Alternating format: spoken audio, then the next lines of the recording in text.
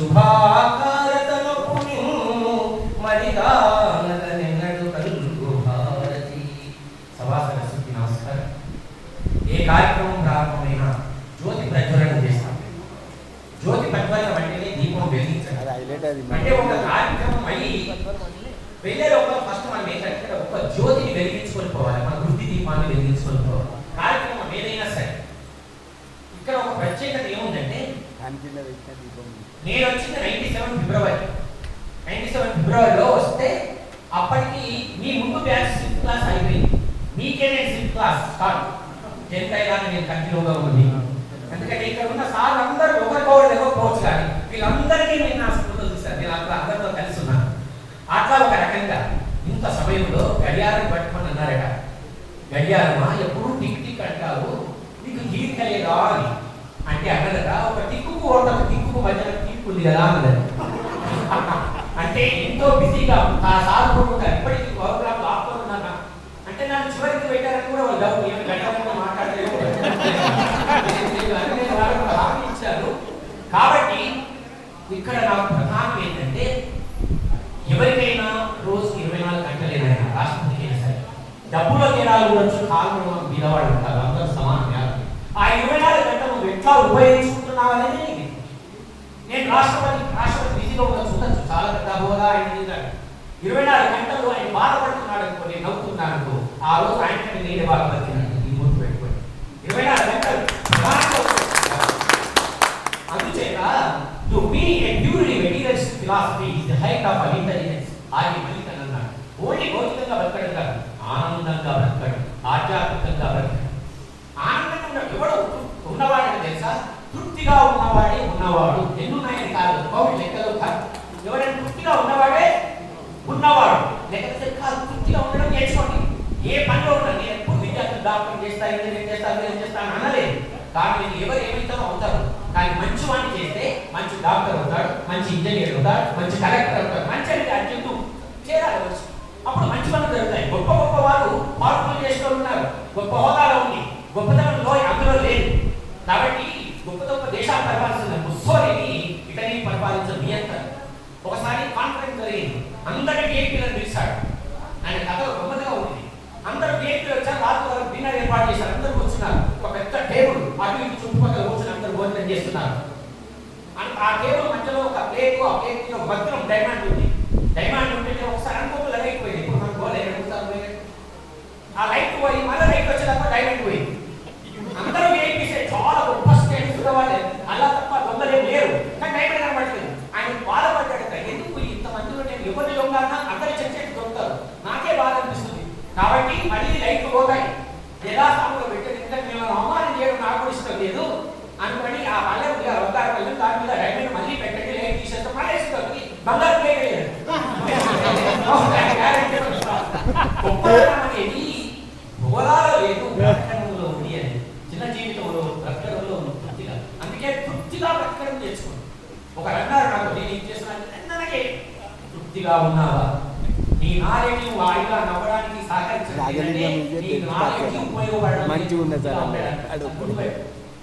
అందుకే ఇది చాలా ఇంపార్టెంట్. కాబట్టి మంచితనం అనేది ప్రధానం. మంచిగా ఉంది, మంచి రైతుగా ఉంది. ఒక రైతు, నేను రెడ్డు పార్టీ ఈరోజు అక్కడ కూడా ఉంది. ఆ రెడ్డు అది వదిలేసుకొని ఎందుకు వచ్చాను, ఎందుకంటే మన పాత వాళ్ళు కలుస్తారు. అక్కడ గుమ్మడి వాళ్ళు కూడా ఈరోజు ఉంది. నాకు పరీక్ష పెట్టారు, పరీక్షలో మీరే ఎక్కారు. అందుచేత మంచితనం అనేది ప్రధానం. పుట్టింది పుట్టిగా సమస్తామయంతయా, నా తెలివితేటలన్నీ నా తృప్తి పడడానికి సరిపోతాయి భగవాన్ అని సరెండర్ అవుతారు భగవంతుడి దగ్గర ఒక స్థితిలో. కాబట్టి ఎన్ని చూసినా కానీ తృప్తి పడడం నేర్చుకోండి. ఒకరు గాలిపటాలు ఎగిరేసుకుంటారు, టైం చూస్తున్నారు వాళ్ళు, గాలిపటాలు ఎగిరేసుకోవడం, చాలా గాలిపటాలు పెట్టుకొని సంక్రాంతిలో ఇక చూడ వాళ్ళ స్నేహితులతో అంటున్నారు, గాలిపటాలు 12 ఉన్నాయిగా చూడు, ఎగిరేయడానికి నాకు గాలిపటాలు. అక్కడ పక్క బీదవాడు ఉన్నాడు, వాడికి ఒకటే ఒక గాలిపటం. వాడేమన్నాడు తెలుసా, నాకు చాలా నచ్చింది వాడు అనేమాట.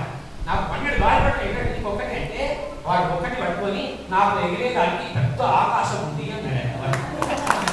అంటే నేను తృప్తి పడడానికి ఆకాశం ఉంది, అవకాశం ఉంది అనేది తృప్తి ఇంపార్టెంట్.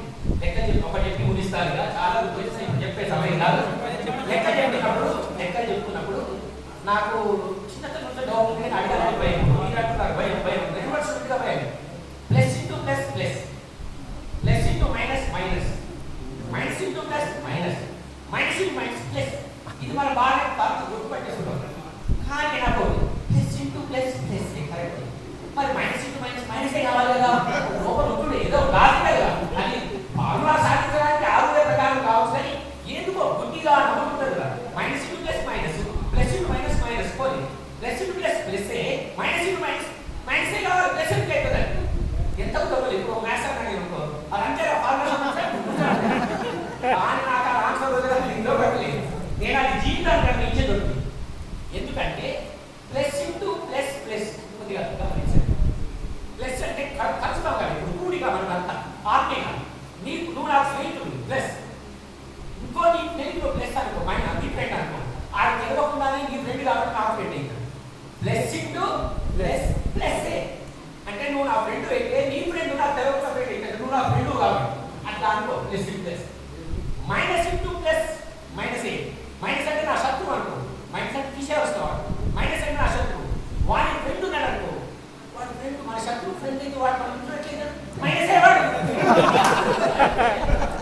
ఒకవేళ ప్లస్ ఇంటూ మైనస్ అనుకుంటాం.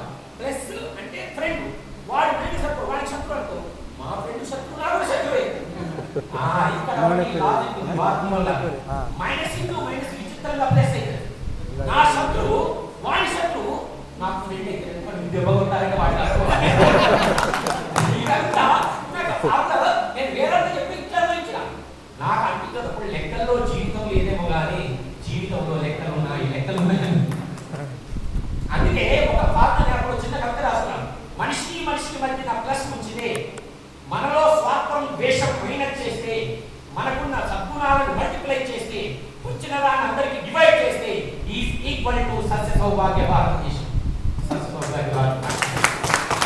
అట్లా జీవితాలు అందరూ పెరిగిపోవాలని, అందరూ తృప్తిగా ఉండాలని కోరుకుంటూ చాలా మంది జ్ఞాపకం వస్తున్నాయి. కానీ ఇప్పుడు అంతా చెప్పాల్సింది నాకు ఇచ్చిన ఈ కాలాన్ని ఇటువంటి కాలం మళ్ళీగా ఎందరో కాలంలో జారిపోతున్నాను. నేను వేదాంత సభలు చాలా చెప్తా ఉంటాను, గంటల గంటలు మాట్లాడతాను.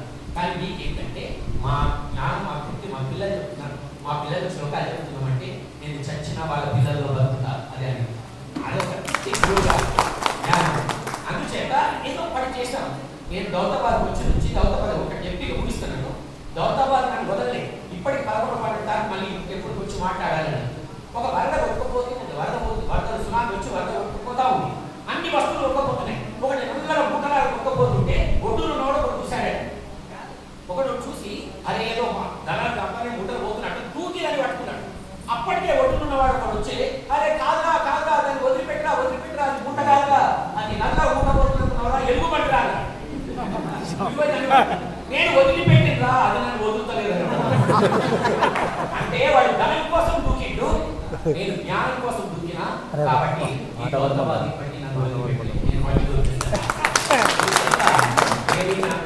విద్యార్థులారా, పెద్దవాళ్ళు మీ పిల్లలు, ఎందుకంటే మీరు నా పిల్లలుగా ఉన్నప్పుడు ఏమో బుద్ధి చెప్పారు. ఇప్పుడు మీ పిల్లలు నేను చెప్పలేదు కదా, నా ద్వారా, నా గురువుల ద్వారా, వీళ్ళందరి ద్వారా ఈ పిల్లలు మీకు మంచి వాళ్ళని చేయండి. డాక్టర్ వాళ్ళే ఇస్తారు, ఇంజనీర్ వాళ్ళే ఇస్తారు, వాళ్ళు ఏం కావాలో వాళ్ళు ఇస్తారు. నా కొడుకు డాక్టర్ చేస్తారే వాడు పేషెంట్ అయినాడు, మాత్రం ఎక్కబడి నువ్వేం నిర్ణయం చేయకు. వాడిని అచ్చిపడి ఎంత ఉందో వాడిని గొప్ప పెట్టాలో దాన్ని చూసాను. మీ నాన్న కూడా నేను అనుకున్నాడు నీకు చేస్తామని సంస్కారాన్ని అందించాలి. ఒక పాట మీరంతా బాగా ప్రార్థన చేసి నాకు అన్నం పెట్టింది ఆ తల్లి. ఆ వాక్కు మీది కూడా చల్లగా మాట మీరు చూడండి, మీరు తృప్తిగా ఉండండి. ప్రపంచమంతా కాలేదు. నాకు రోజు 200 మంది కలుస్తారు, నాకు నా జనాభా మొత్తం మీద అప్పుడప్పుడు మీరు కలుస్తారు. ఈ ప్రపంచం మొత్తం మీద నా సంబంధం ఎంతో తెలుసా, మొత్తం మీద 200 మందితో ఉండిపోదు. ఆ 200 మందితో కూడా నేను చక్కగా బతకపోతే ఇంతకాలం బ్రతికి నా బ్రతికే నన్ను దగ్గరిస్తుంది. నీకు ఎంతమంది కలుస్తారు? ఢిల్లీలో గల్లీలో ఉన్నవాడికి తెలుస్తాడా? మంచోడు కావచ్చు కలవాడు, మీరే కలుస్తారు. మీరు మీరు మీరు మీరు కలుస్తారు. మీరు అందరితో నేను హాయిగా బతకగలిగి నాకు ఆనంది మీ ద్వారా ఆనందం నిలవగలిగితే ఈ జీవితం సార్థకమైన భావిస్తూ ముగిస్తున్నాను. సార్ ఒక్క పాట